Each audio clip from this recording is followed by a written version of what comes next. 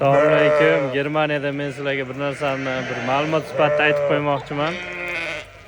Mana atrofda hamma joyda uylar bor. Aylanib hamma joyda uylar. Mana bu o'rtada bir gektarcha joyda qo'y, eshak, echki hammasi mana shunda aylanib. Mana shu aylanib atrofdagi uylar birontasida mol yoki chorva yoki hayvon boqadigan nima yo'q, joy yo'q.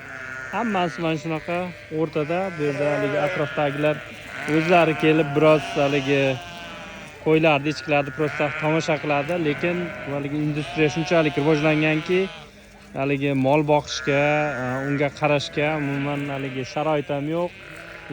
O'sha nima deydi, hayvonlarni himoya qilish tarafdan ham unchalik ham haligi nima deydi, ruxsat shunga o'xshagan narsalar yo'q. O'shaning uchun biz ham mana haligi qilib aylanib kelib, bolalar hech bo'lmasa o'sha qishloq xo'jaligidan uzilib ketmasin,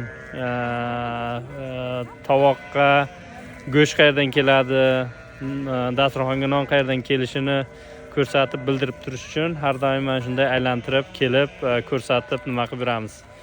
Xudo xolasa bizda ham industriya rivojlanib, ish o'rinlari ortib ketaversa, balkim qachondir shunaqa bir mol, chorva boqishga umuman hojat qolmas. Uni hech kim aytib bera olmaydi, lekin bu iqtisodni oddiy rivojlanishi, strukturani o'zgarishi mana shunday bo'lib boraveradi. Bu yerda ham nemislar ham vaqtida juda ham ko'p o'zlari uchun ham nima boqishgan, chorva, o'sha haligi nima deydi, hayvon boqishgan uyda, hozir endi boqmay qo'yishgan.